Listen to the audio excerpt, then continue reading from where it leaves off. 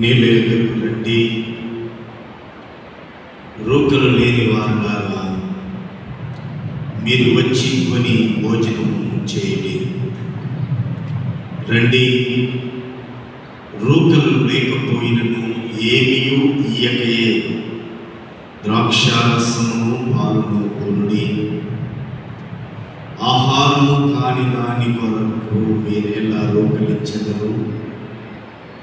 సంతృష్టి కలగజే దాని కొరకు మీ కష్టార్జితము ఎందుకు వేయపరచెదరు? నా మాట జాగ్రత్తగా ఆలకించి మంచి పదార్థములు రుచించుడి. మీ ప్రాణము సారమైన దాని యందు సుఖింపనీయుడి.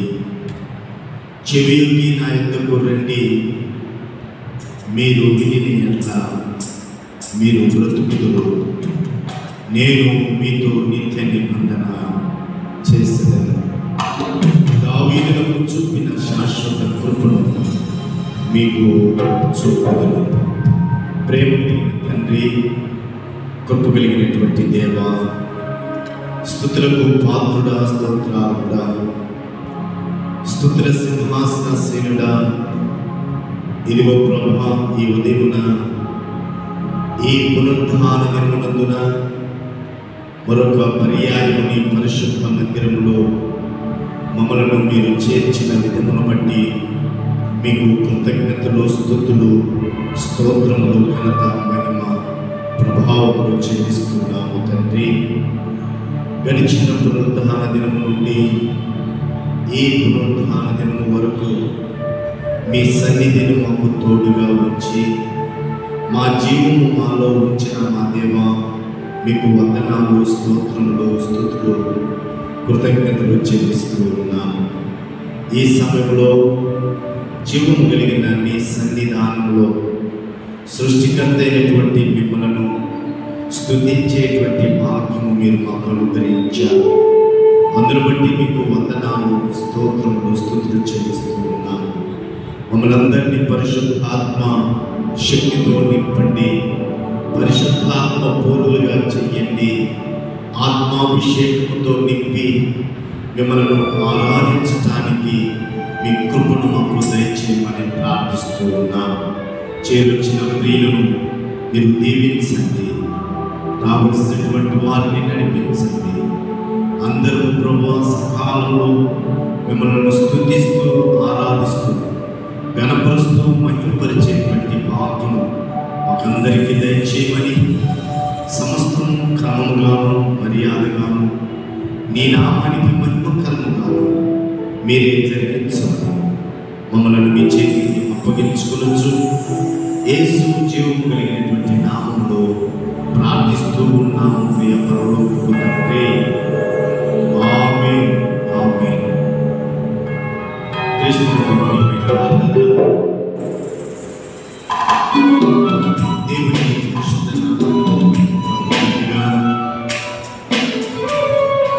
ఆంధ్ర క్రైస్తవ కీర్తన పుస్తకంలో నుండి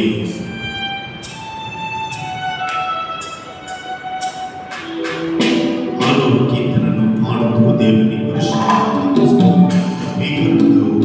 మా యెహోవా పీఠం ఎదుట గూడరే అనేటువంటి కీర్తనను పాడుతూ దేవుని పరిశుద్ధ పాడుతూ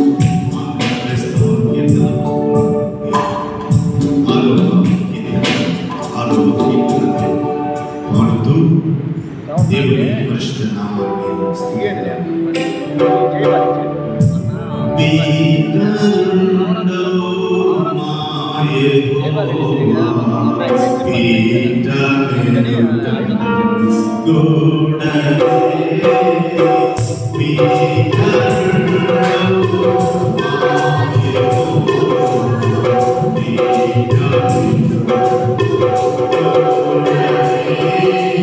సన్నిధానంలో కొద్ది నిమిషాలు సర్వశక్తి కలిగినటువంటి దేవుని ఎదుట, దేవా, పాపినైన నన్ను కరుణించు. పాప కోపంలో కొట్టుమిట్టాడుతున్న నా జీవితాన్ని విమోచించటానికి, విడుదల కలిగించటానికి ప్రభువా మీరు పరలోకమును విడిచి భూలోకమునకు వచ్చిన దేవుడు అయ్యా. నా కొరకు, మా అందరి కొరకు వేదన అనుభవిస్తూ మీరు చిందించిన కల్వరి రుధిర దారిలో మా పాపములను పరిహరించావు. ఒక్కసారి క్రయధనముగా మీ ప్రశస్తమైన రక్తమును మా కొరకై చిందించిన దేవా, అట్టి నీ ప్రేమను మేము మరిచి నిన్ను విడిచి మా శారీరక సంబంధమైన కోరికల నిమిత్తము లోకాన్ని ప్రేమిస్తూ నీకు ఒకవేళ దూరంగా ఉన్నామేమో ప్రభువా దయతో క్షమించయ్యా. ఈ ఉదయం నీ సన్నిధానంలో చేరి ఉన్నాను. పాపినైన నన్ను కరుణించు. మీరు ప్రేమామయుడివి, కనికర సంపన్నుడు అయ్యా. ఇదిగో పాప దోషములతో నీ సన్నిధి చేరి ఉంటే నా అంతరంగంలో ఉన్నటువంటి వేదన, ఆ మలినాన్ని ప్రభా తీసివేసి నన్ను శుద్ధినిగా చేయి ప్రభువా. నన్ను క్షమించు తండ్రి అని దేవుని యొక్క సన్నిధానంలో మనకు మనమే, ఎవరు పాపమునో మనము ఎత్తి చూపలేదు, అవసరం లేదు. మనం ఏమై ఉన్నామో దేవుని ఎదుట అది మాత్రమే మనకు ముఖ్యము. పాపము చేసినటువంటి స్త్రీని తీసుకొని వచ్చి రాళ్ళతో కొట్టాలని ఆ పాపాత్మురాలను చూస్తున్నారు. కరుణామయుడు ప్రశ్నించినప్పుడు ఆడ నీతిమంతుడు ఎవడునూ లేడు. వారిని వాడు చూచుకొని వారు వెనుదిరిగి వెళ్ళిపోయి ఇతరులు పాపాలను చూస్తూ వాడు పాపి, వాడు దుర్మార్గుడు, ఆమె నీచురాలు అని ఆలోచనలో కాకుండా ప్రభువా నేనేమై ఉన్నానయ్యా,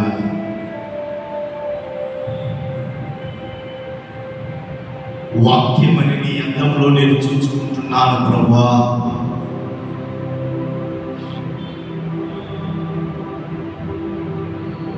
ఏమో అన్న రీతిగా వినికిడి చేత నిన్ను గూర్చి వినినప్పుడు నేను ఏదో అనుకున్నాను.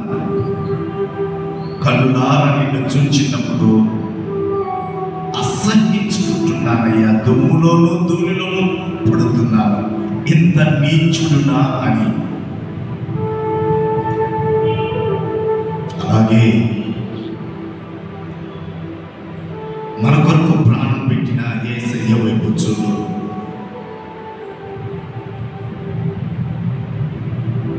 ప్రక్కవారి జీవితంలోని కాదు కానీ మన జీవితంలోనికి మనం ఒక్కసారి తొంగి చూసుకుంటే మనం ఏమై ఉన్నామో మనకు అర్థమవుతుంది.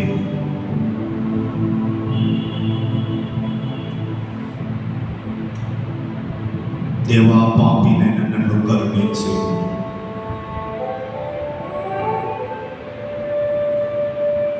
ఒప్పుకుందామా?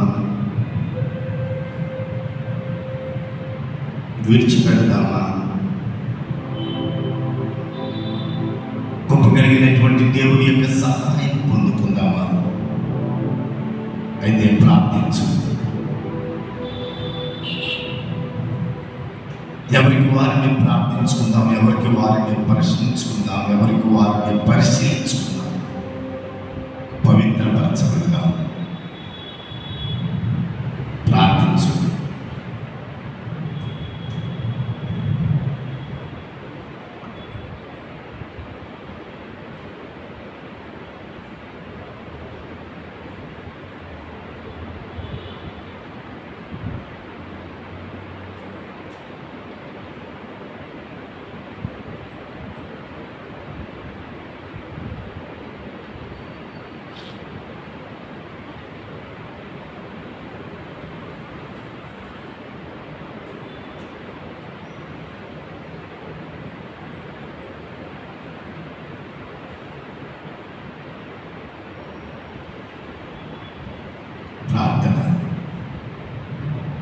ప్రేమ కలిగిన తండ్రి, మరొకసారి మీకు స్తుతులు చెల్లిస్తూ ఉన్నానయ్యా. మా అందరికీ మీరు ఇచ్చిన సదవకాశాన్ని బట్టి కృతజ్ఞతలు, స్తోత్రములు. మేమేమిటో, మా స్థితి ఏమిటో, మా బ్రతుకులు ఎలా ఉన్నవో మరొక పర్యాయం నీ సన్నిధానంలో, నీ ఎదుట, నీ వాక్యములో అనే అర్థంలో పరిశీలించుకోవడానికి మీ కృప చూపించినందుకై స్తోత్రములు. పాపులమైనటువంటి మమ్మలను క్షమించయ్యా. క్షమించిన దేవా నీకు కృతజ్ఞతలు, స్తోత్రములు చెల్లిస్తున్నాను. మా కంటిలో తోలు ఉంచుకొని ఎదుటి వాడి కంటిలో నలుసులు తీయడానికి మాత్రమే వెతుకుతున్నాము, కానీ మాలో ఉన్న పాపములను మేము గ్రహించలేనటువంటి దుస్థితిలో ఉన్నాము. ప్రభా, క్షమించండి.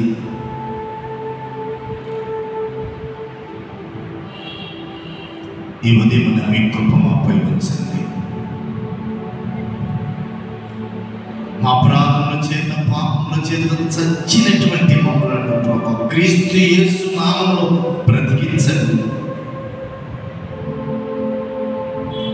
నీకు మహిమకరముగా, మీ సాక్షిగా మేము ప్రభా జీవించటకు పరిశుద్ధాత్మ శక్తిని మా అందరికీ దయచేయమని, మీరు మా కొరకు శరీరధారిగా భూమి మీదకు వచ్చిన బలి అర్పణను మరొకసారి జ్ఞాపకం చేసుకుంటూ ఉండగా యోగ్యులుగా మమ్మల్ని మీరు తీర్చండి. మీ కోపానికి గురి కాకుండా మీ కృపకు మాత్రమే పొందుకునేటువంటి కృపను మాకు అందరికీ దయచేయండి. ఎందరైతే ఒప్పుకున్నారో, విడిచిపెట్టారో, తిరిగి రాకుండా మళ్ళీ మీ పరిశుద్ధాత్మ శక్తిని మాపై నుంచి నడిపించండి. యేసు నామమున ప్రార్థిస్తున్నాము తండ్రి, ఆమేన్. కూర్చోండి. నేను దేవుడు మాటను దీవించగాక. ప్రార్థన చేసుకునే ముందు ఆ రీతిగానే లేవగలిగినటువంటి వారందరూ కూడా లేచి నిలబడాలని ప్రభు పేరిట మనం చేస్తున్నాం. కూర్చున్నటువంటి వారందరూ కూడా లేచి నిలబడండి. ఎందు నిమిత్తం అంటే ఈరోజు ఒక ప్రత్యేకత. ఈ స్థలంలో దేవుణ్ణి స్తుతించి ఆరాధిస్తున్నామంటే ఒక గొప్ప దైవజనుని యొక్క త్యాగ ఫలితమే ఈ దినమున మనమందరం ఈ స్థలంలో చేరి ఉన్నాం. ఈ ప్రాంతంలో తన జీవితాన్ని, సుఖ సౌఖ్యమైనటువంటి జీవితాన్ని విడిచి ఎటువంటి సౌఖ్యము లేనటువంటి ప్రాంతంలో ఆ దైవజనుడు వచ్చి ఈ కుల సమాజం అంతట్లో కూడా క్రీస్తు యేసును నామాన్ని ప్రకటించిన దైవజనుడు మన డాక్టర్ ఎడ్వర్డ్ విలియమ్స్ బాక్స్ గారి యొక్క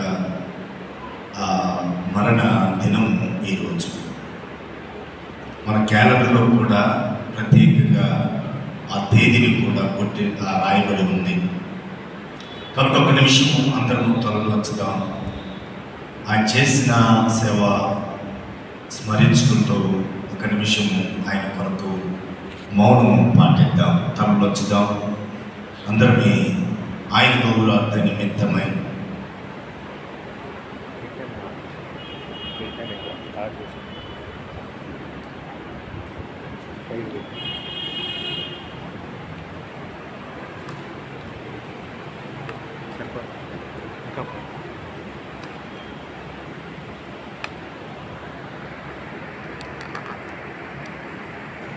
ప్రార్థన. ప్రేమ కలిగిన తండ్రి, వందనాలు.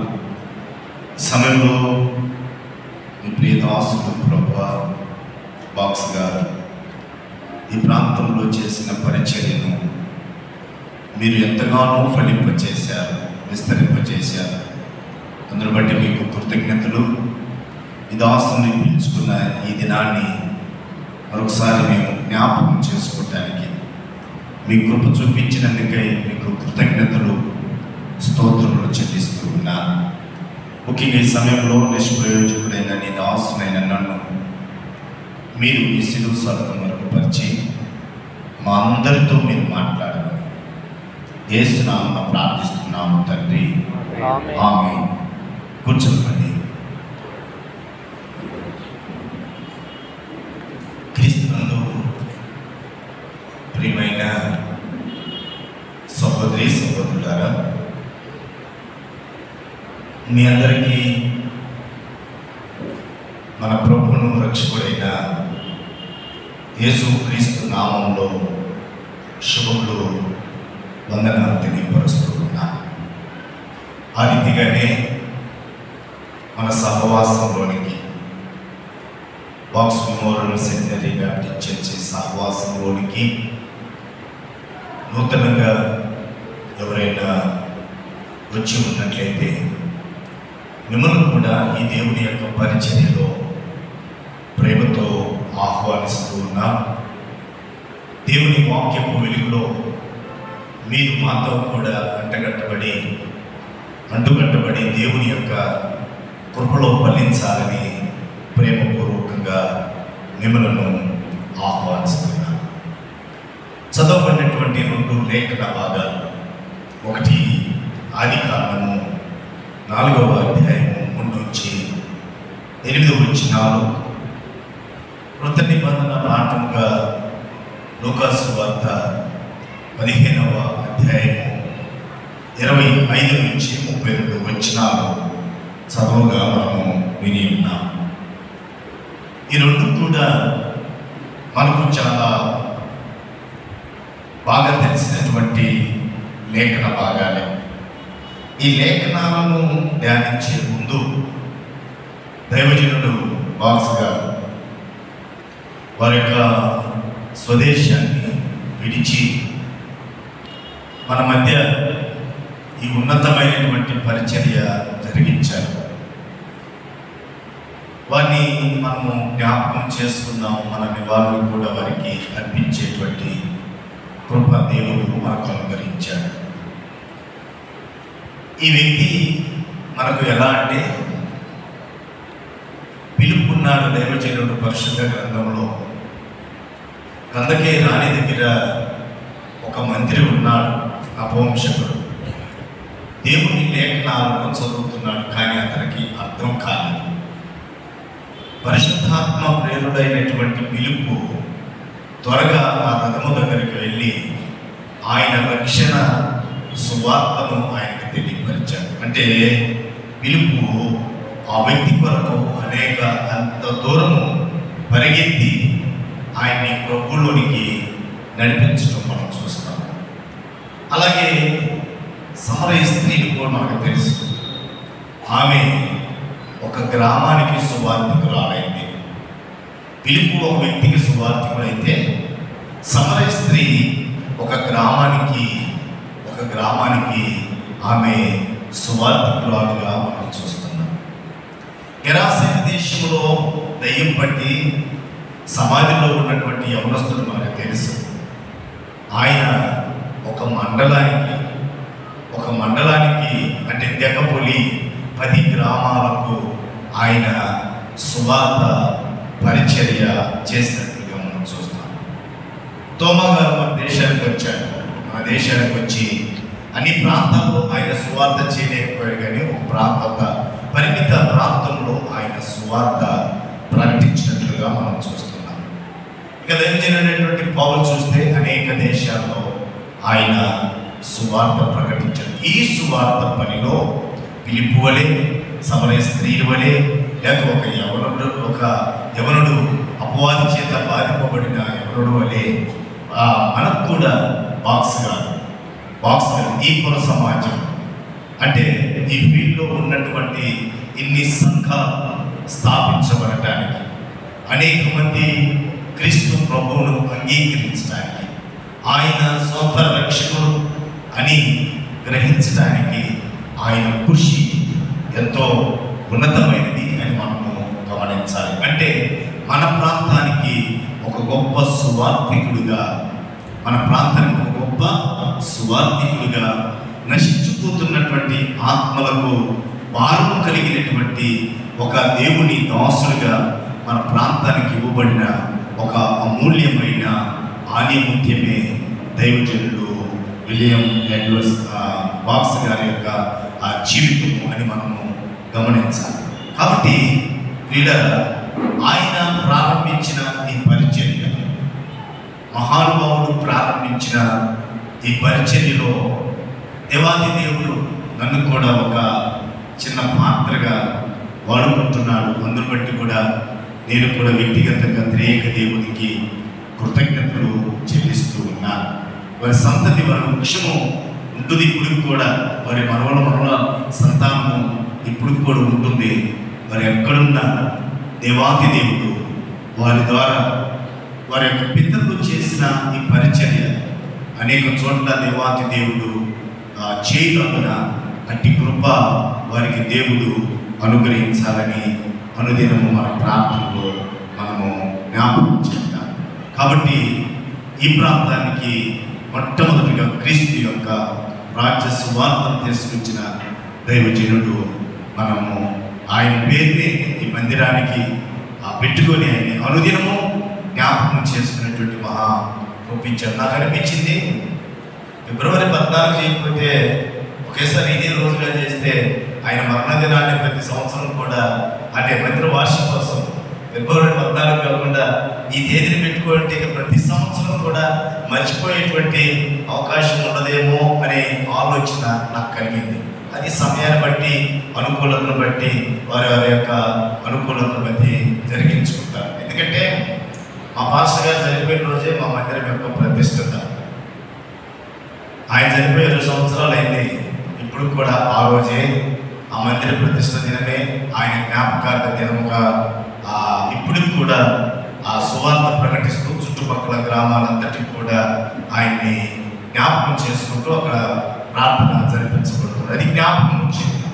ఏదేమైనా దైవజనుడు విత్తినటువంటి విత్తనాలుగా మనము కూడా వారి యొక్క సేవా అనుభవంలో మనము కూడా ముందుకు నడిపించబడాలని మరొకసారి సంఘమైనటువంటి మనల్ని కూడా ఆశీర్వదిస్తూ వారి కుటుంబ సభ్యులను దేవుడు దీవించి ఆశీర్వదించును గాక. రండి లేఖన భాగంలోనికి వద్దాం. అలా చదవబడినటువంటి లేఖన భాగంలో 2 లేఖన భాగాలు కూడా మనకు బాగా పరిచయమైనటువంటి లేఖన భాగాలే. అక్కడ చూస్తే అన్నదమ్ముల మధ్య జరిగినటువంటి సంఘటన, వారు అర్పించటం, ఒకరి అర్పణ దేవుడు అంగీకరించడం, ఒకరి అర్పణ దేవుడు తృణీకరించడం ఆది కాండంలో మనం చూస్తాం. ఇక లూకాసు సువార్త 15వ అధ్యాయం అంటే అది కొట్టిన పిండి. కొట్టిన పిండి ఎలా అంటే మనకందరికి బాగా తెలుసు. ఏమంటే ఆ 15వ అధ్యాయంలో ప్రాముఖ్యంగా 3 ఉపమానాలు మనకు కనపడతాయి. మొట్టమొదటిది ఏమంటే తప్పిపోయిన గొర్రె పిల్ల, రెండవది పోగొట్టుకున్న నాణ్యం, మూడవది తప్పిపోయిన కుమారుడు. కాబట్టి ఈ లేఖన భాగం మనకి బాగా అందరికీ కూడా బాగా తెలిసినటువంటి లేఖన భాగమే. అలానే ఆది కాలం తెలియదు అంటం లేదు, అది కూడా అందరికీ బాగా తెలిసినటువంటి లేఖన భాగం. అయితే ఇంతకుముందు కూడా మీరు ధ్యానం చేసి ఉంటారు. అనేక మంది దైవ సేవకులు దీని మీద దేవుని యొక్క వాక్యాన్ని ప్రకటించి ఉండవచ్చు. అయితే మరలా ఈ దినం కూడా పరిశుద్ధాత్మ దేవుడు మనల్ని ప్రేమించి ఈ లేఖన భాగంలో ఉన్నటువంటి వాక్యాలను ధ్యానం చేసేటానికి దేవుడు కృప చూపించాడంటే అందులో మరలా మనము ఆ మాటలను విని ఏదో సరి చేసుకోవాల్సినటువంటి లేదా ఏదో జ్ఞాపకం చేసుకోవాల్సినటువంటి పరిస్థితి ఎంతైనా ఉంది అని పరిశుద్ధాత్మ దేవుడు ఈ దినాన మనతో ఇక్కడ ఈ లేఖన భాగాల నుండి మాట్లాడాలని ఆయన ఇష్టపడుతున్నాడు. సరే, మంచిది. ప్రియమైనటువంటి వారు చదవబడినటువంటి ప్రాముఖ్యంగా నేను లూకాసు సువార్త 15వ అధ్యాయంలో 25వ వచనం నుండి, లేకపోతే మనం చదవబడిన 25వ వచనం నుండి చివరికి అంటే 32వ వచనం వరకు ఉన్న లేఖన భాగాలను చాలా క్లుప్తంగా మనం ధ్యానం చేద్దాం. అది మనకందరికీ కూడా తెలిసినటువంటి సంఘటనే. ఏమిటిది ఈ సంఘటన? ఆ పై వచనాలన్నీ కూడా తప్పిపోయినటువంటి గొర్రెల గురించి చెబుతుంది, పోగొట్టుకున్న నాణ్యం గురించి చెబుతుంది. ఇదేమో పోగొట్టుకున్నటువంటి తప్పిపోయిన కుమారుడు గురించి మాట్లాడుతుంది. అయితే మనం చదువుకున్నటువంటి లేఖన భాగము ఏమిటంటే తప్పిపోయినటువంటి వాడి గురించి కాదు. తప్పిపోవడం అంటే ఎక్కడో జారిపోయిందో, లేకపోతే ఎక్కడో విడవబడిందో, లేకపోతే మార్గము ఆ తప్పి వేరొక మార్గంలో వెళ్ళిపోయిందో అనేటువంటి భావం మనకు వస్తుంది. కానీ ఈ చదవబడినటువంటి లేఖన భాగము ఇంట్లో ఉండి తప్పిపోయినవాడు, ఈయన కూడా తప్పిపోయినవాడే. ఇంటిలోనే ఉండి తప్పిపోయిన కుమారుడు. 2 కుమారులు ఉన్నారు ఆయనకి. ఒకడు దూరదేశంలోకి వెళ్ళాడు, కనిపించకుండా తప్పిపోయాడు. అందుకే తండ్రి మరణించి తిరిగి లేచాడు, బ్రతికంటే చనిపోయి మళ్ళా బ్రతికాడు అని తండ్రి సంబోధించాడు. రెండో విషయం ఏంటంటే ఇతడు ఇంటిలోనే ఉన్నాడు, కానీ ఇతడు కూడా తప్పిపోయినటువంటి వానితోటి సమానముగా ఎంచబడినట్టుగా ఆ లేఖన భాగాలు మనకు అర్థమవుతున్నాయి. ఈ దినము నేను 28వ వచనంలో 3 విషయాలు మనకు కనపడతాయి. 15వ అధ్యాయము 28వ వచనంలో 3 విషయాలు మనకు కనపడతాయి. అవి ఏమిటి అంటే అందరం కలిసి చూద్దాము. అయితే అతడు కోపపడి లోపలికి నల్లగా పోయాను. లోపలికి వెళ్ళలేదు. ఎక్కడున్నాడు? బయట ఉన్నాడు. అంటే ఆ మాటకు మనము నేర్చుకోబోయేటువంటి ఆత్మీయమైనటువంటి సత్యం ఏమిటి అంటే అవలనున్న కుమారుడు. మొట్టమొదటిది అవలనున్న అంటే బయట ఉన్న కుమారుడు. రెండవ విషయాన్ని గమనించండి. కనుక అతని తండ్రి వెలుపలకు వచ్చింది బయటకు వచ్చి, ఈ మాటకు మనం పెట్టుకున్నటువంటి పేరు ఏమిటంటే అవరోహణుడైన తండ్రి. మొట్టమొదటిది అవలనున్న కుమారుడు, రెండవది అవరోహణమైనటువంటి తండ్రి. మూడవ విషయం ఏమిటంటే లోపలికి రమ్మని బ్రతిమలాడు ఉన్నాడు. పిలవటం అంటే దీన్ని ఏమంటాము? మంచిది. మూడో మాట ఏంటిది? ఆహ్వానించిన తండ్రి. అంటే ఈ 3 వచనాలను బట్టి, ఈ 3 మాటలను బట్టి మనము అక్కడ ఆ వచనానికి ఏర్పాటు చేసుకున్న అంశము ఏమిటంటే ఆప్యాయత గల తండ్రి. మన అంశము ఈ దినము ఆప్యాయత కలిగిన తండ్రి. ఈ తండ్రి చేస్తున్నటువంటి కార్యాలు కావచ్చు, కుమారుడు చేస్తున్నటువంటి 3 విషయాలు చాలా మనము జ్ఞాపకం పెట్టుకోవడానికి ఆ సులభతరమైనటువంటి విషయాలు. అవలనున్న కుమారుడు, అవరోహణమైనటువంటి తండ్రి, ఆహ్వానించిన తండ్రి. ప్రియులారా, ఈ మాటలు మనం ఒకసారి జ్ఞాపకం వస్తే అవలనున్నటువంటి కుమారుడు ఎందుకున్నాడు అతడు అని మనము ఒకసారి ఆలోచన చేస్తే చూడండి 28వ వచనంలో, అయితే అతడు దేనికంటే బయట ఉంది? కోపపడి.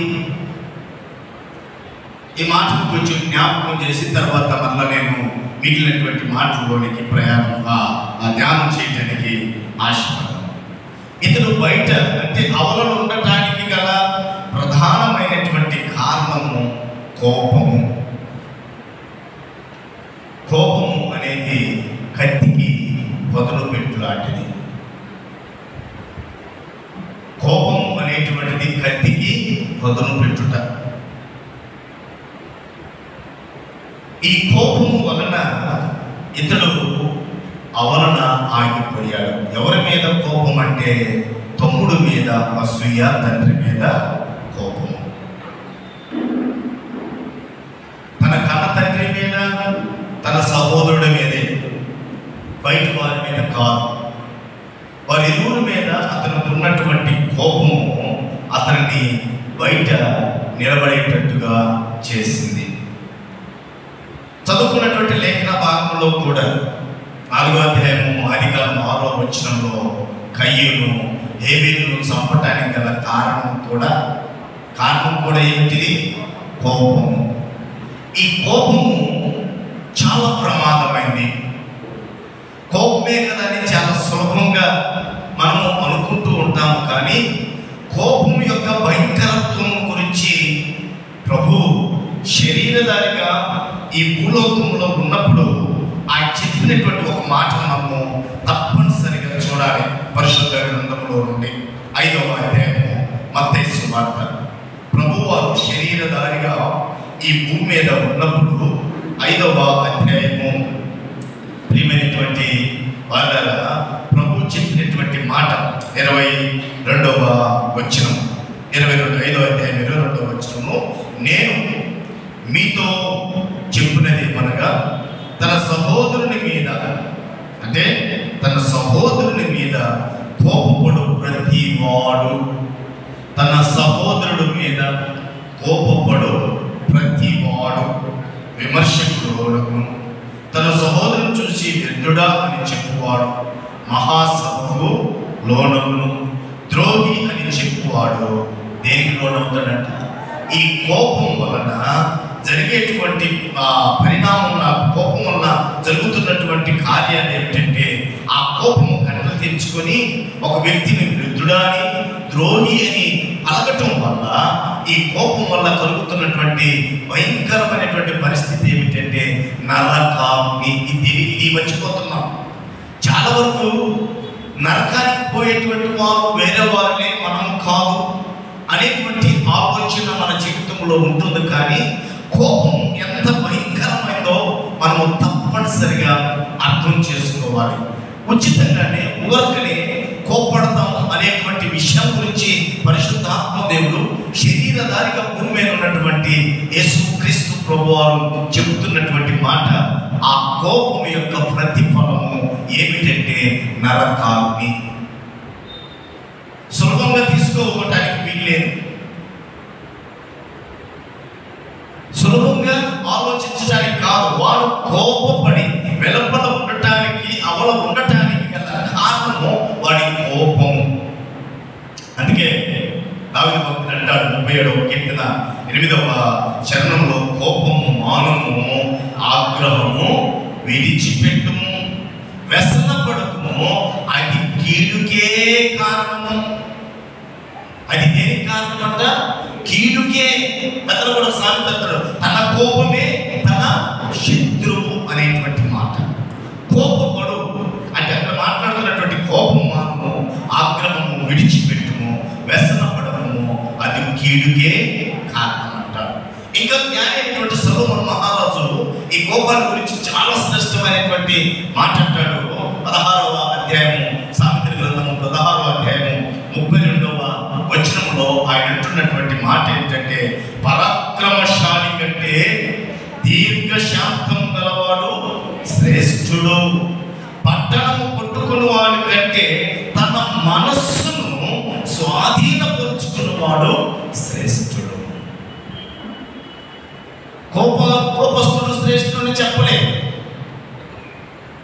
దీర్ఘశాంతం వహించువాడు తన మనస్సు, అంటే కోపము నుండి ఆ మనస్సును అదుపు చేసుకున్నటువంటి వాడు శ్రేష్ఠుడు. అదుపు చేసుకున్నటువంటి వాడు, ఆ కోపము వాడిని ఎక్కడికి తీసుకొని వెళ్తుందంటే నరకాగ్నికు. ఇది చాలా పర్యాయం మనం మిస్ అవుతూ ఉంటాం. ఏదో కోపడ్డం అయిపోయింది అనేటువంటి చులకన భావంతో, చిన్న ఆలోచనతో జరిగిపోతూ ఉంటాం. కానీ కోపం వల్ల అంత భయంకరమైనటువంటి ప్రతిఫలం ఉంది అని దేవుని యొక్క వాక్యం మనకు స్పష్టం చేస్తూ ఉంది.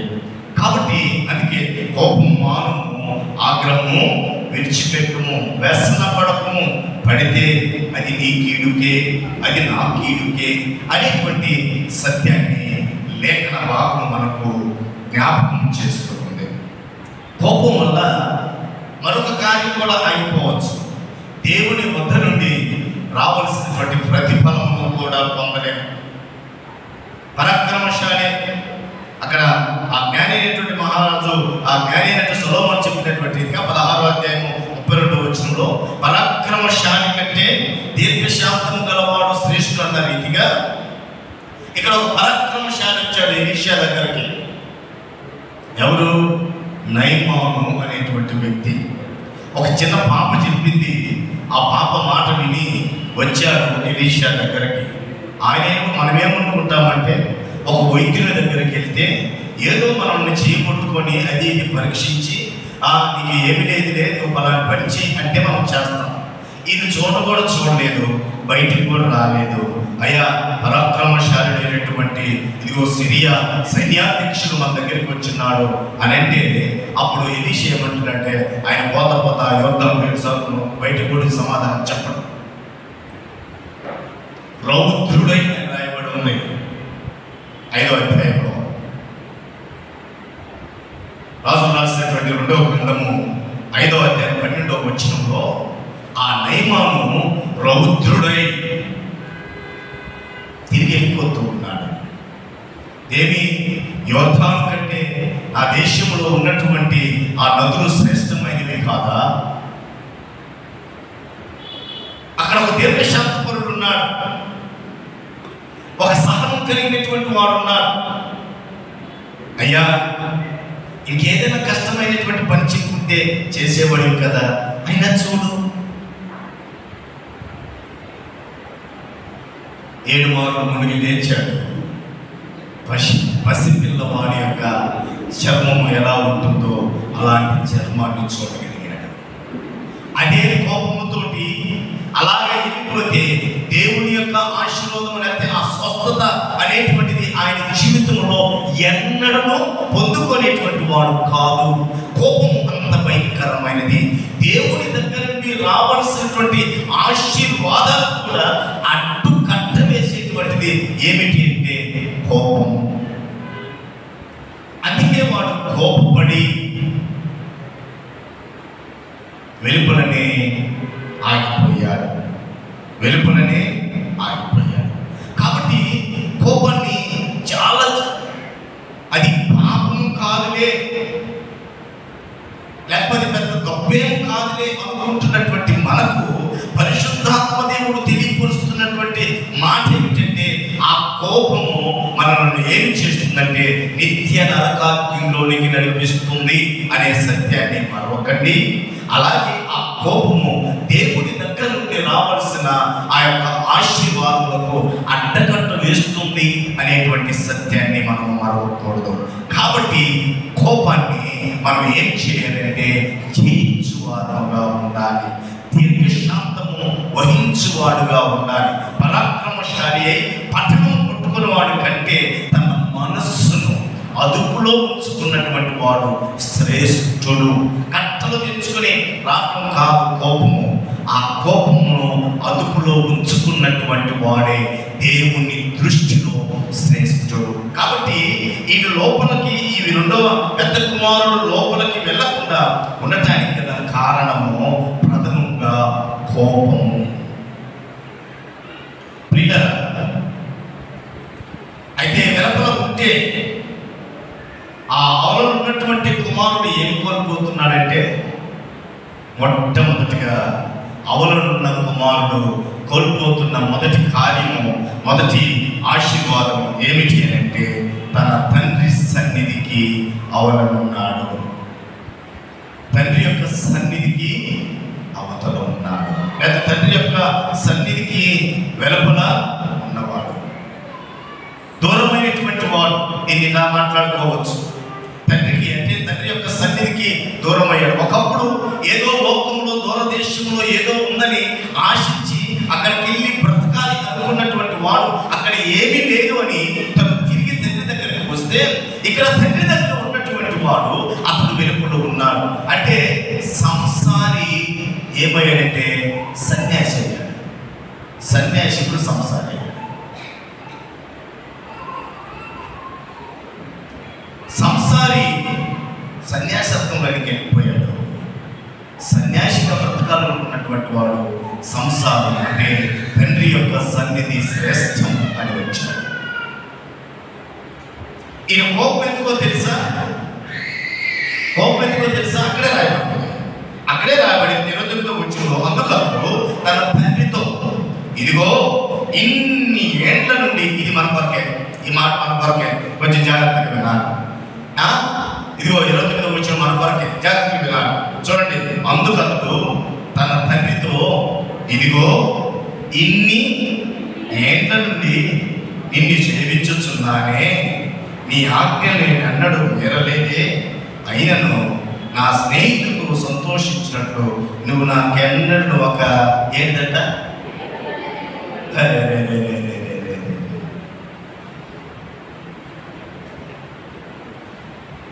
ఏంటో లేదంట.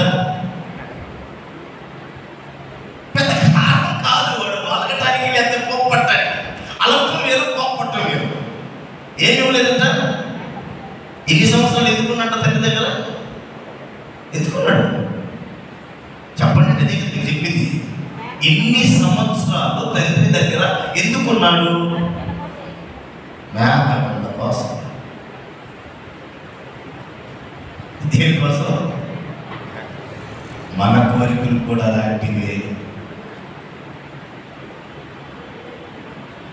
ఎన్ని సంవత్సరాలు ఆయన దగ్గర ఉన్నట్టు నటిస్తున్నా మనం ఏదో ఆయన దగ్గర చిన్న చిన్న విషయాల్లో ఆశపడి ఆయన్ని అనుసరించాలని ఆరాటపడుతున్నామే, కానీ శ్రేష్టమైన దానిని చూడటానికి మాత్రము ఆయన వద్ద ఉండటం లేదు.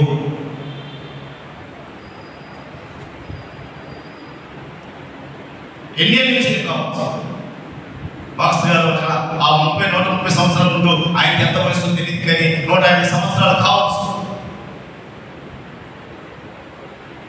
ఇన్ని సంవత్సరాల నుంచి మ్యాచ్ పిల్లల కోసమా? ఇన్ని సంవత్సరాల నుంచి కడుపులో నొప్పి తగ్గడానికి కోసమా? ఇన్ని సంవత్సరాల నుంచి ఏడు సరిగా లేదు, వంకరగా ఉంది, చక్కగా రావడం కోసమా? ఇన్ని సంవత్సరాల నుండి ఆయనతో కూడా ఉండి దానికోసమా? అంటే భౌతిక సంబంధమైన కోరిక కోసమా? ఆత్మ సంబంధమైన కోరిక కొరకు కాదా? శాశ్వతమైనటువంటి జీవం కొరకు కాదా? అర్థం అవటానికి ఒక మాట చెప్తారు. వడ్డవల్లి లేవకపోకండి, కొంచెం దూరం కాబట్టి మనకి వడ్డవల్లి ఉదాహరణ చెప్తారు. వడ్డవల్లి నుంచి వస్తున్నారు ఇద్దరు, దేవుని మందిరంకి రావాలని నడుచుకుంటూ వస్తున్నారు. ఇప్పుడంటే బిల్డింగ్ అయితే ఇప్పుడు పాతకాలం బాక్స్ మీద వచ్చిన కాలం అనుకుందాం. ఈ మధ్యలో ఒక చేపల గుంట కనపడిందంట. అందులో కలకేస్తున్నాయి, గదిలాడుతున్నాయి చేపలు. ఒకడన్నాడు, ఈరోజు చర్చికి నేను రానురా, సన్నిధికి నువ్వు పోరా అన్నాడు. లేదురా, ఆ చేపల కొరకు ఎందుకు అంత ఆరాటపడుతున్నావు? మా అవసరం మళ్ళీ వచ్చి పట్టుకుందాం, రారా దేవుని గుడికి పోదాం, సన్నిధికి పోదాం అని.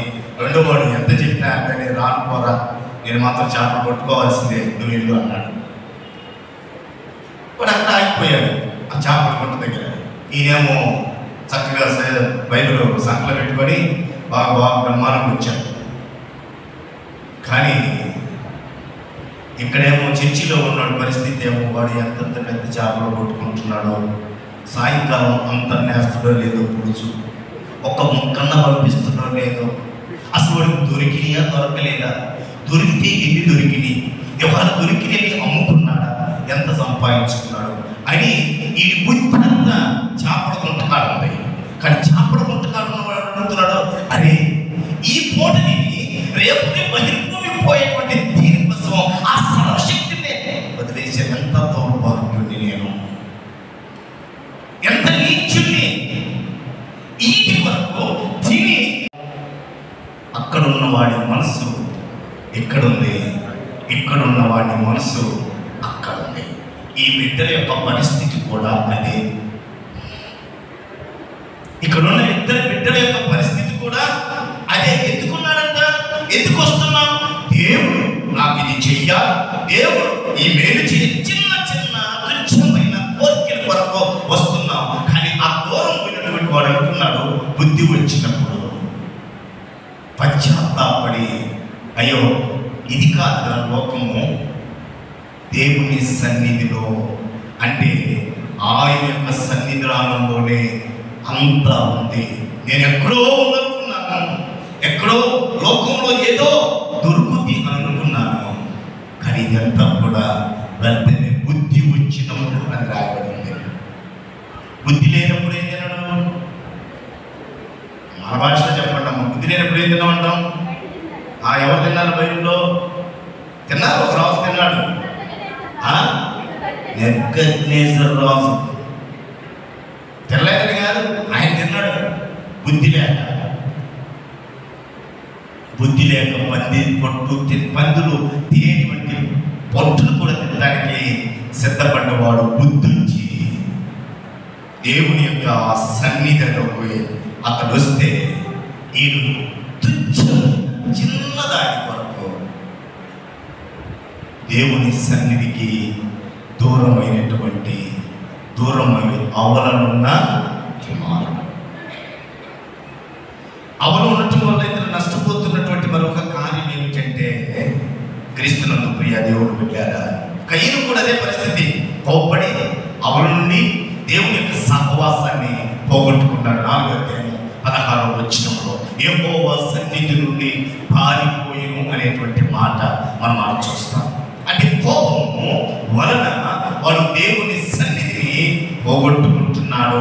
రెండవది ఏంటంటే, ఈ కోపం పడటం వల్ల వాడు అవలనటం వల్ల వాడు పోగొట్టుకోవటం ఏమిటంటే సంతోషాన్ని పోగొట్టుకుంటున్నాడు. కుమారుడు వచ్చాడని మా వాయిద్యములతోటి గంభీర తాళములతోటి ఇక్కడ నాట్యం ఆడుతూ ఎంతో ఉత్సాహంతో లోపల ఊరేగింపు జరుగుతూ ఉంటే, బయట ఇక్కడ పూతు ముడదరించుకొని ఏం జరుగుతుందని సంతోషానికి అవలనున్నాడు.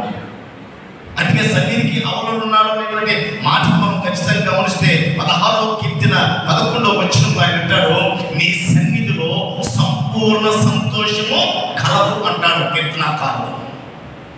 నీ సన్నిధిలో సంపూర్ణ సంతోషము కలదు.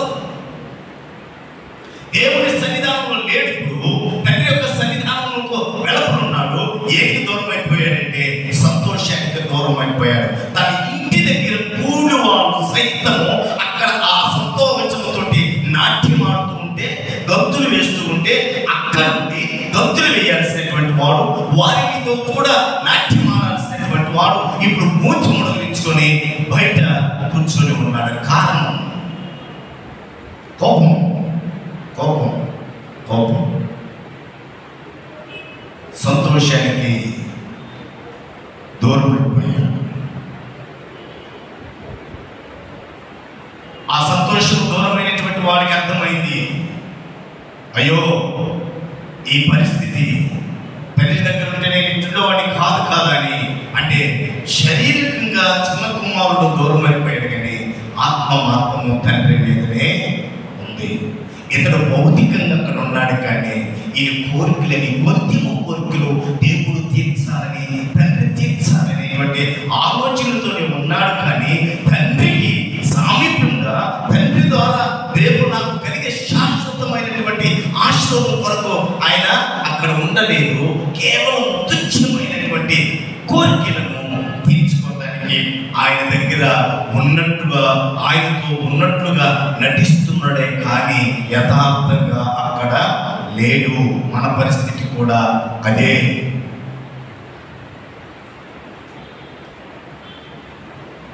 ఏదో ఆలోచిస్తాం, ఏదో ఆశించి దేవుని దగ్గర ఉండాలని ఇష్టపడతాము, కానీ శాశ్వతమైనటువంటి దానిని పొందుకోవాలనే ఆలోచన లేనటువంటి పరిస్థితిలో మనం ఉంటాం.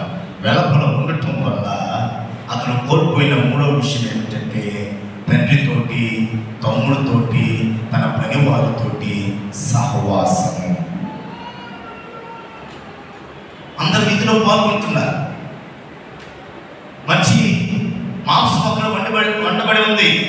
అందరూ ఆనందంగా ఒకరినొకరు పలకరించుకుంటూ అంత విందులో పాల్గొని సహవాసం. ఇక్కడ ఈ సహవాసంలో తేడా లేదు, భేదం లేదు. తండ్రి ఉన్నాడు, చిన్న కుమారుడు ఉన్నాడు, పనివారు ఉన్నారు. అందరూ ఆ టేబుల్ దగ్గర ఆ సహవాసంలో ఏర్పాటు చేసినటువంటి విందులో ఆ తండ్రితో కూడా కలిసి ఉంటే, ఆ తండ్రితో సహవాసం ఉండవలసినటువంటి వాడు తండ్రి సహవాసానికి వెలుపల ఆగిపోయాడు.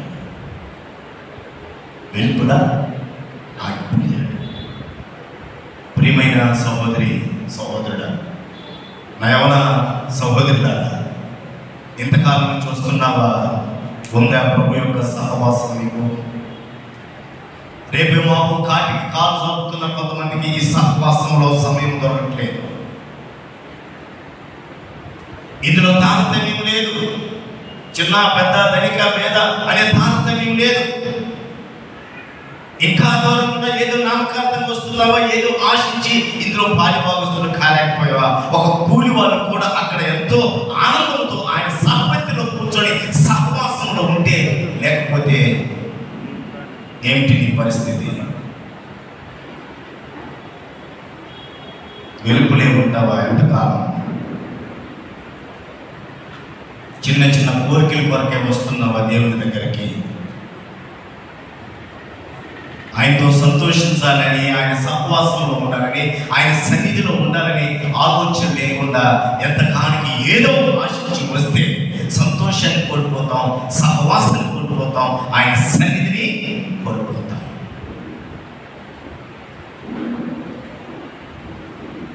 ఇంకా ప్రభువుని అంగీకరించకపోతే దేవుని ఇస్తున్న సమయాన్ని సద్వినియోగపరచుకో.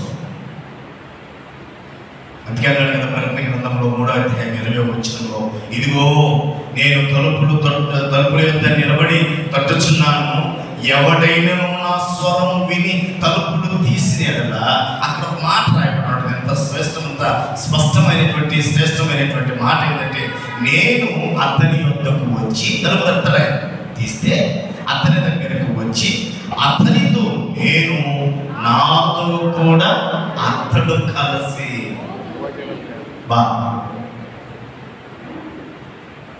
అతనితో నేను, నాతో అతను.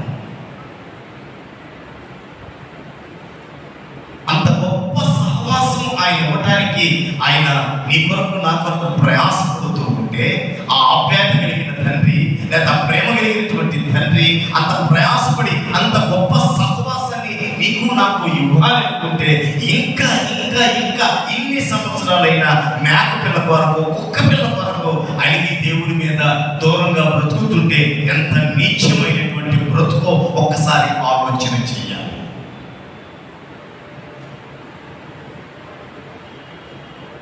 ఆ సహవాసం.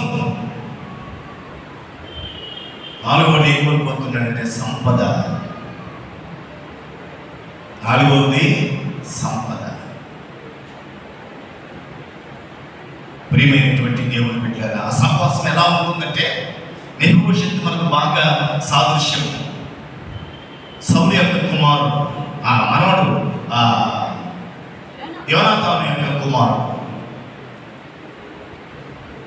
రాజు బండ మీద నిత్యము కూర్చొని భోజనం చేయించున్నాడు. అర్హత లేనటువంటి వానికి అర్హత.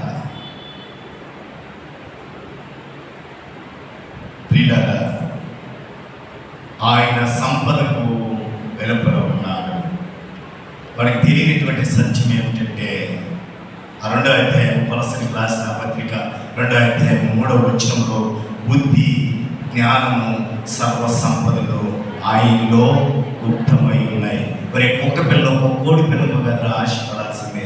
సర్వ సంపదలు ఆయన దగ్గర ఉన్నాయి. అది గ్రహించలేక అవలన ఆగిపోయి ఉన్నాడు.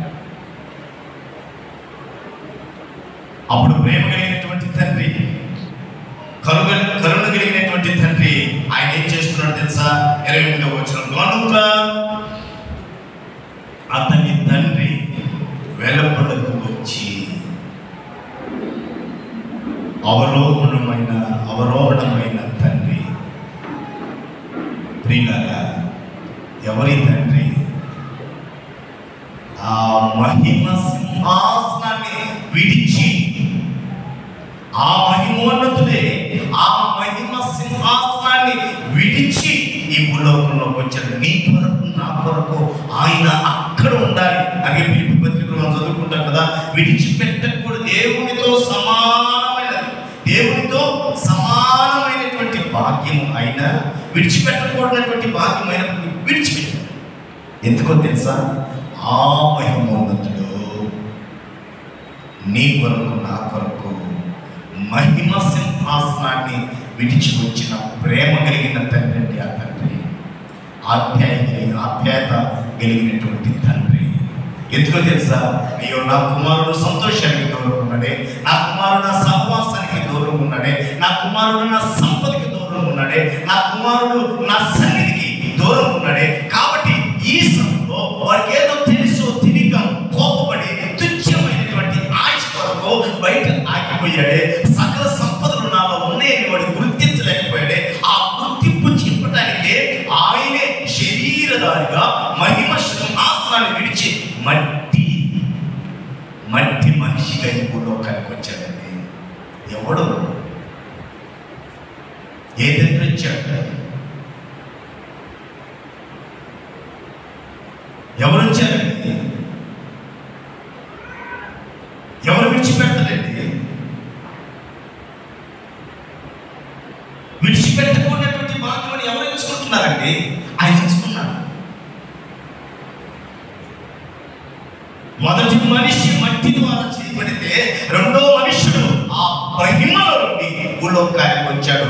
ఈ మట్టి మనిషిని ఆ మహిమలోనికి చేర్చాలని, ఆయన ఐశ్వర్యంలోనికి చేర్చాలని, ఆయన సహవాసంలోనికి చేర్చాలని, ఆయన సన్నిధిలోనికి చేర్చాలని, ఆయన సంపదలో మనం పాలిపాపస్తులు కావాలని ఆ మహిమను విడిచి నిత్యము పరిశుద్ధుడు పరిశుద్ధుడు పరిశుద్ధుడని గాన ప్రతిగానములతో స్తుతింపబడుతున్న ఆ సర్వోన్నతుడు ఒక సామాన్యమైన మనిషిగా నీ కొరకు నా కొరకు వచ్చాడండి.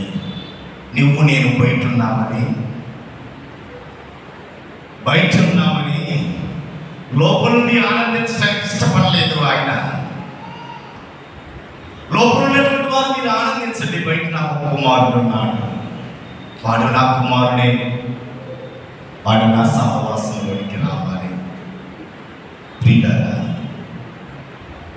మహిమ.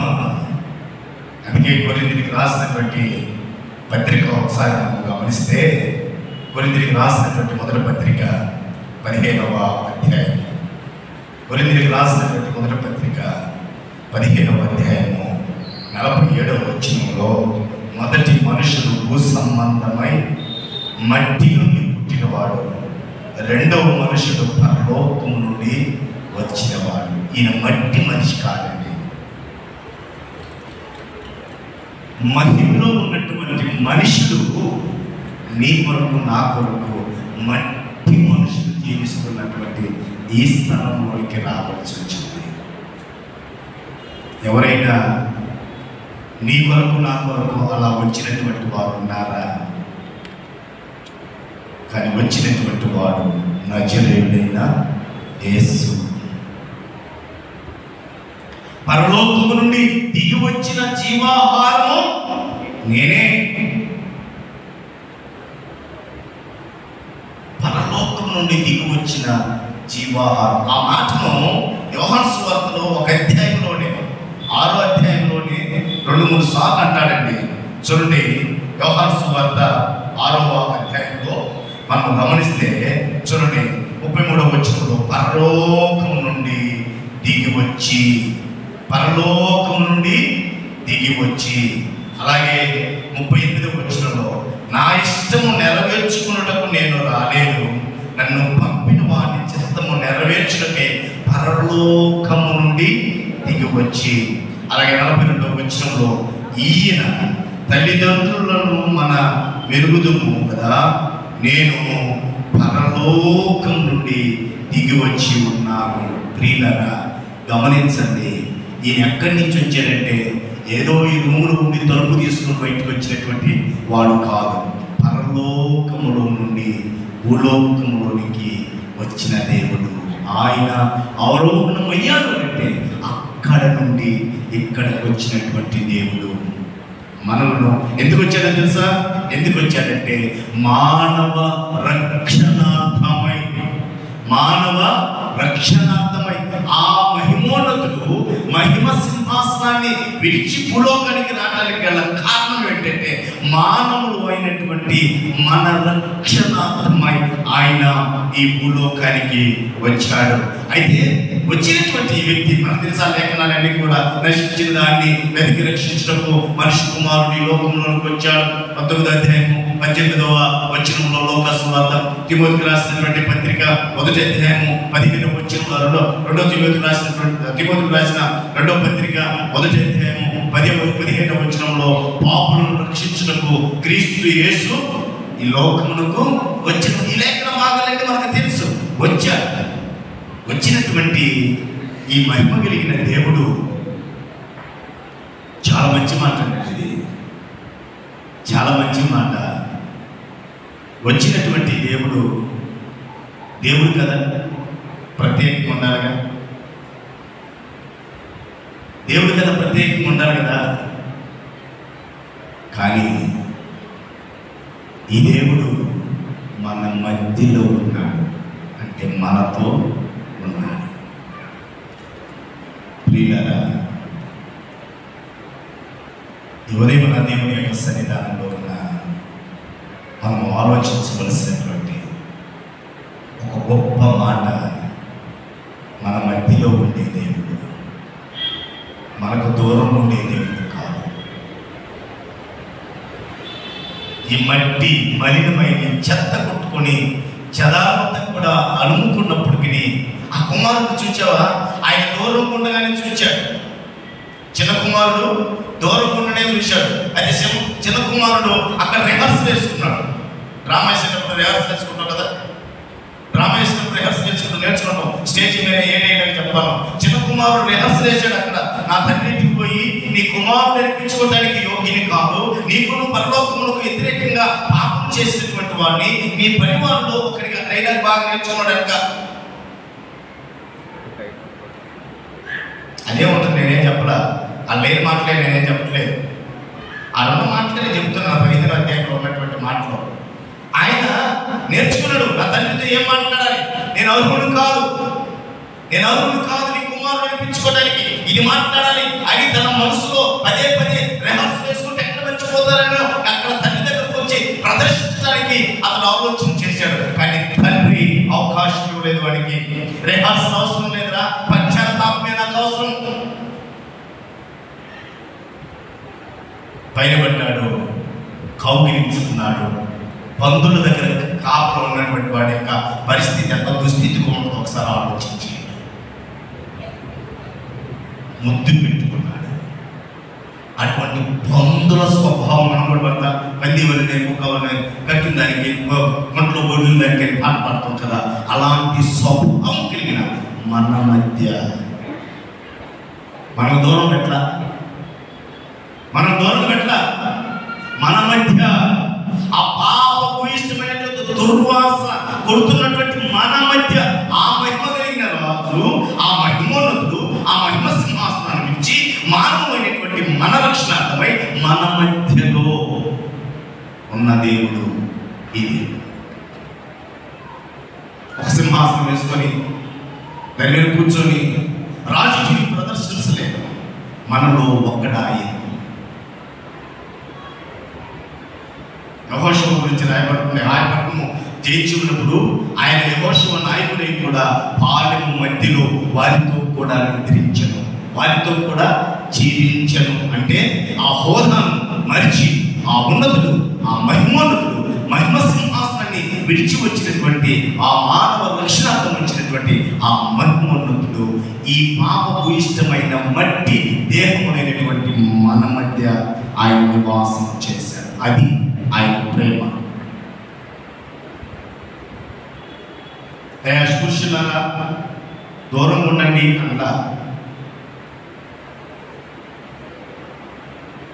ఏ పాపకు ఇష్టమైనటువంటి మానవులారా కొంచెం దూరం ఉండండి కాదు, ఆయన మన మధ్యన ఉన్నాడు. ఆయన వచ్చిందే అందుకు, ఆ సింహాసనం ఆ మహిమను విడిచి వచ్చిందే అందుకు.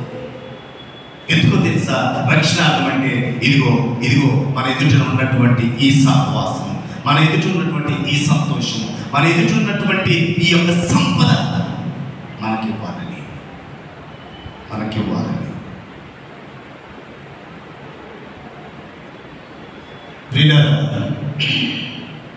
మూడవ విషయం మన 15వ అధ్యాయంలోనికి, లూకాసు వార్త 15వ అధ్యాయం 3వ వచనంలో ఏమన్నాడు? మూడవ విషయం ఏమిటిది? అందుకతడు లోపలికి రమ్మని బతిమాలుకొనెను. ఎవరు బతిలాడతాం?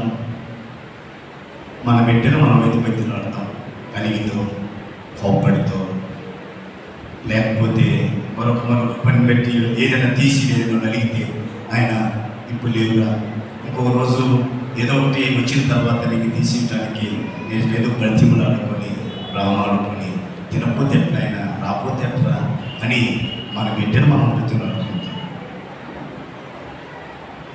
కానీ ఆ మహిమోన్నతుడు ఆయన ఆహ్వానం ఎలా ఉందంటే బ్రతిమలాడు, రమ్మని బ్రతిమలాడుచున్నాడు, రమ్మని బ్రతిమలాడుచు. ఆయన ఆకంటున్నటువంటి మాట ఏమిటంటే చూడండి, అందుకు అతడు కుమారుడా 29వ వచనంలో 30వ వచనం, అందుకు కుమారుడా నీవు ఎల్లప్పుడూ నాతో కూడా ఉన్నావు, నావన్నీవి నీవి, నావన్నీవి నీవి. గొర్రె పిల్ల ఎందుకురా? మేక పిల్ల, మేక పిల్ల కొరకు అడిగావా? నావన్నీ నీవి, నాయన బ్రతిమలాడుచున్నాడు.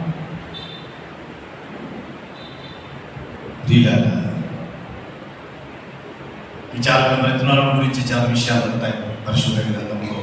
ఎందుకు బ్రతిమలాడుతున్నట్టే సర్వశక్తిమంత దేవుడు విధేయుడై అని బ్రతిమలాడుతాడు. కొరింథీయులకు రాసిన మొదటి పత్రిక 16వ అధ్యాయం 16వ వచనంలో, అలాగే కొరింథీయులకు రాసిన 2వ పత్రిక దాంట్లో కూడా మనం చూస్తే ప్రేమలో స్థిరముగా ఉండండి అని బ్రతిమలాడటం మనం చూస్తాం. కొరింథీయులకు రాసిన 2వ పత్రిక 5వ అధ్యాయం 20వ వచనంలో దేవునితో సమాధానము సహవాసము కలిగి ఉండటని బ్రతిమలాడతాడు.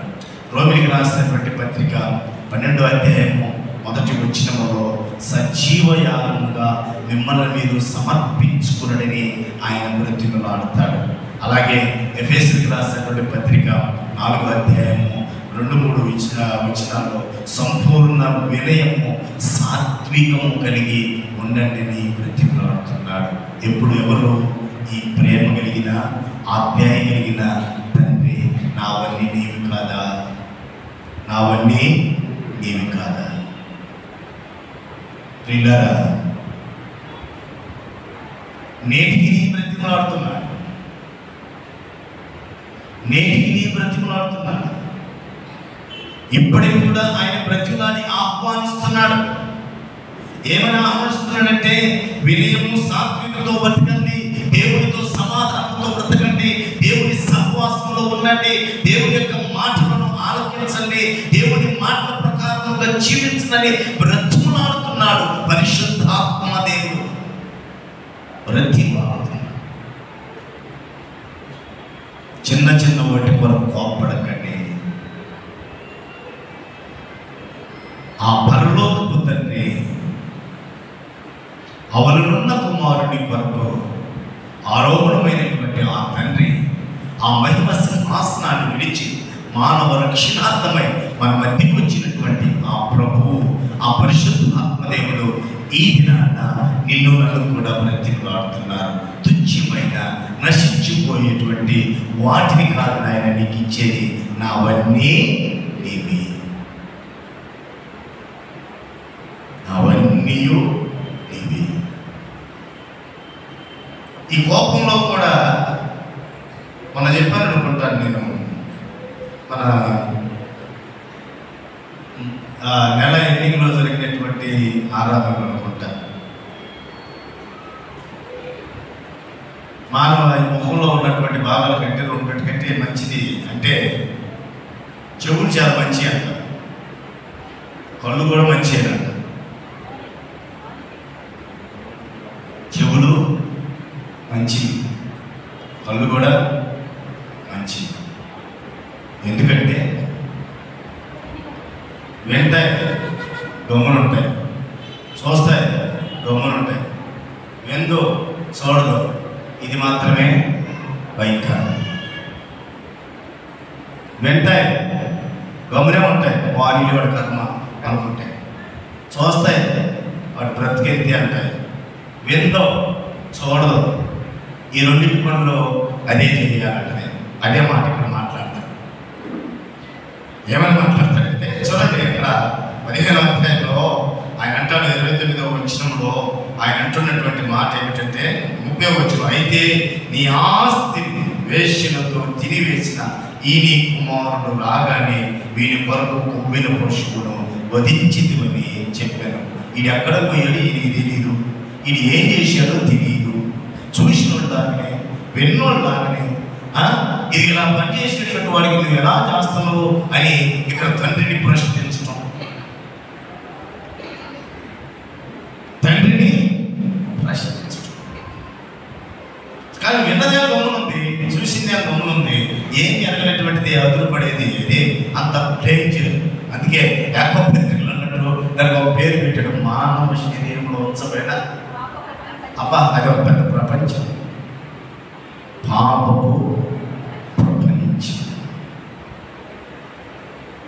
సరే, అలా తండ్రిని ప్రశ్నిస్తూ ఉన్నా, అలా తండ్రిని అంటే చూడని దాన్ని వినని దాన్ని అతను మాట్లాడుతున్నప్పటికీ తండ్రి ప్రేమతోటి అయితే కుదిలేరా వాడు చనిపోయాడు తిరిగి బ్రతికాడు, ఇక రాడు అనుకున్నాము, చనిపోయాడు అనుకున్నాము, కుమారుడు లేనటువంటి బాధ తండ్రిగా నాకు తెలుసురా, నీకేం తెలుసురా, వాడు తప్పు చేశాడు, నేను కూడా ఒప్పుకుంటున్నాను, సరే నావన్నీ నీకే, నావన్నీ నీకే, వాడికి నేను వచ్చాను కాబట్టి కొంచెం ఉంగరం వాచి ఉంగరం బట్టలు పెట్టాను, నా కుమారుడుగా స్వీకరించాను, కానీ నా ఆస్తికి వారసుడు నీవే, నా ఆస్తికి వారసుడు నీవే, నా అన్ని నీవే, లోపలికి రా నాయన, నువ్వు కూడా వచ్చేసి మా సహవాసంలో ఉండరా, నువ్వు కూడా వచ్చేసి మాలాగా సంతోషపడరా, నువ్వు కూడా వచ్చేసి నా ఆస్తిలో భాగం తీసుకురా, నువ్వు కూడా వచ్చేసి నా సన్నిధిలో జీవించిన ఆయన బ్రతిమలాడుచు ఉన్నాడు.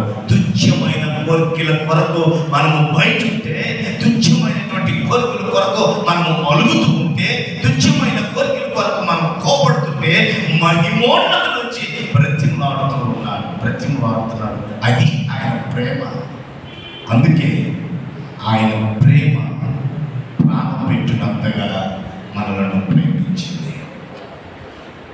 కలువరిశిలో ప్రాణం పెట్టినంతగా అవహేళన చేస్తున్నా, హింసిస్తున్నా, దూషిస్తున్నా, ముఖం మీద ఉమ్ము వేస్తున్నా, పెడగుద్దులతో గుద్దుతూ ఉన్న, మొదలు పలకనటువంటి మాట, ఎదురు చెప్పనటువంటి ప్రేమ, దూషించినటువంటి ప్రేమ, ఆ ప్రేమ ఎందుకు అంత సహనాన్ని, దీర్ఘశాంతాన్ని వహించాడంటే కేవలము ఆ రోజు కొడుతున్న వాడికి ఈ రోజు వింటున్నటువంటి మనందరి పట్ల ఆయనకున్నది ఒకే ఒకటి ప్రేమ. ఎవరు నశించకూడదు, ఎవరు నశించకూడదు, ఎవరు నశించకూడదు. ప్రియమైన సహోదరి సహోదరులారా, ఈ వాక్యం ఈ ఉదయం దేవుని మాట్లాడుతున్నటువంటి మనము ఎన్ని సంవత్సరాల నుంచి ఉన్నామో, ఎన్ని సంవత్సరాల నుండి తండ్రి దగ్గర వచ్చామో, తీర్మానం ఆయన ప్రేమ వెల్లడపరిచేటువంటి సమయంలో మన బుద్ధి బయలుపరచబడుతుంది. ఆయన ప్రేమ వెల్లడపరిచేటువంటి సమయంలో మన బుద్ధి బయలుపరచబడుతుంది. ప్రేమ కలిగినటువంటి దేవుడు తన తమ్ముడు పట్ల ప్రేమ చూపించాలని అసూయతోటి, కోపముతోటి దేవుని యొక్క సహవాసాన్ని కోల్పోతున్నామేమో, కేవలము లోక సంబంధమైన ఆశల కొరకే దేవుణ్ణి విసర్జించడానికి, వెలుపడడానికి ఆలోచిస్తున్నామేమో. ఆయన ప్రేమ కలిగిన దేవుడు ప్రేమిస్తూ ఆహ్వానిస్తున్నాడు. ఆహ్వానాన్ని విన్నావా? ఆహ్వానాన్ని మన్నించావా? ఆయన ఇచ్చినటువంటి మంచి ఆఫర్ ఏంటో తెలుసా? ఆహ్వానంలో నావన్నీ నీవే, నావన్నీ నీవే, నీ ఇష్టం. నువ్వు మేకపిల్లలు కదలిగింది, ఇప్పుడన్నీ నీవే, నువ్వేదైనా చేసుకో, కానీ నువ్వు వెలుపలు ఉండడానికి మాత్రం నాకు ఇష్టమో లేదు.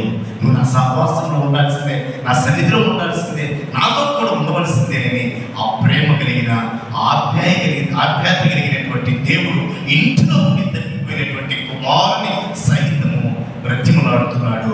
దూరంగా తప్పిపోయినటువంటి కుమారుని ప్రేమతో హక్కున చేర్చుకుంటున్నాడు. కాబట్టి ఈ సమయంలో మనం దేవుని మందిరంలోనే ఉండి తప్పిపోయేటువంటి ప్రమాదం ఉంది. ఆయన మందిరానికి వస్తూ తప్పుదోవలో నడిచేటువంటి ప్రమాదం ఉంది. ఆయన సహవాసంలోనే ఉన్నట్టు ఉండి ఆఖరికి చిన్న చిన్న వాటి వరకు ఆయన మీద కోప్పడేటువంటి, ఆయన ప్రశ్నించేటువంటి అవకాశం ఉంది. జాగ్రత్త.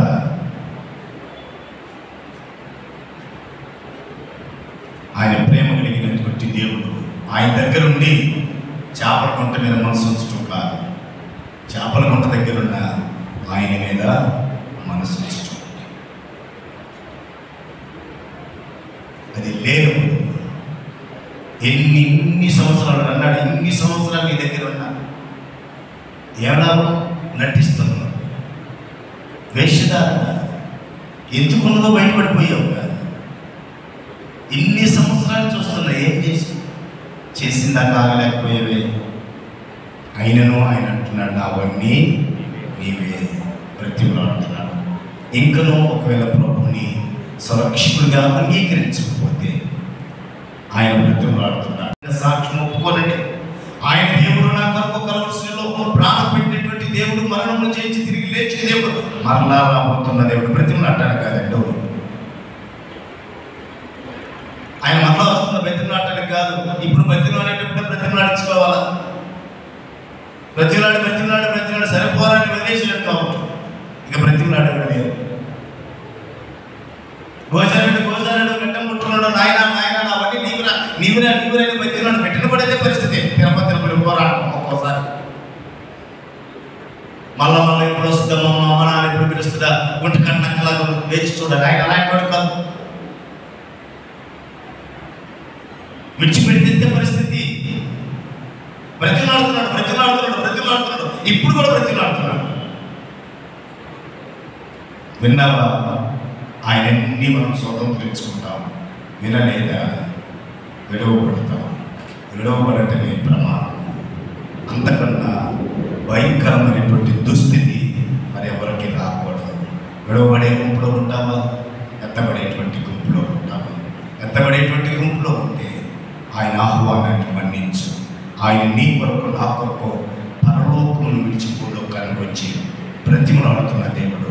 బ్రతిమలాడినప్పుడే సమయాన్ని ఉపయోగించుకో. విడిచిపెట్టాడా? ఎవరి వల్ల కాదు. నేను వేస్తే తీయగలిగినటువంటి వాడు ఎవడు లేడు, నేను తీస్తే వేయగలిగినటువంటి వాడు ఎవడు లేడు. రక్షణ అనే ద్వారం ఇప్పుడు తెరవబడి ఉంది, ప్రవేశించు. రక్షణ అనేటువంటి ద్వారం తెరవబడి ఉంది, ఆహ్వానిస్తూ ఉన్నాడు. రా అని ద్వారంలో ప్రవేశించావా? ధన్యురాలమే. నిర్లక్ష్యం వహించావా? ఒకరోజు వేయబడతాయి. ఎంత తట్టినా ఎంత అరిచినా వీలు లేదు. అటువంటి దుస్థితి రాకముందే ప్రభు అయిన యేసుక్రీస్తునందు విశ్వాసం ఉంచు. ఆయన నీ కొరకు నా కొరకు కలవరిలో ప్రాణం పెట్టి మరణం చేసి తిరిగి లేచిన దేవుడు మళ్ళా రాబోతున్నాడు. అట్టి దేవుని సురక్షగా అంగీకరించి ఆయనకి సర్వం సమర్పించినప్పుడు ఆయనవన్నీ మనకు అవుతాయి. అట్టి కృప పరిశుద్ధాత్మ దేవుడు ఈ మధ్యాహ్న కాల సమయంలో మనకు అనుగ్రహించుగాక. చిన్న ప్రార్థన చేసుకున్నాం. ప్రేమ కలిగిన తండ్రి, నీకు వందనాలు. ఇది మనం మీ మాతో మాట్లాడిన ప్రతి మాటకై కృతజ్ఞతలు స్తోత్రములు చెల్లిస్తూ మీ ఆత్మతో నింపి మమ్మల్ని ప్రభా మీకు మహిమకరంగా జీవించడం సహాయం దయచేయండి. చేరించిన వీళ్ళందరినీ కూడా మీరు దీవించమని యేసు నామమున ప్రార్థిస్తున్నాము తండ్రి, ఆమేన్. పరిచయం నుంచి మనకు స్వీకరించాల్సి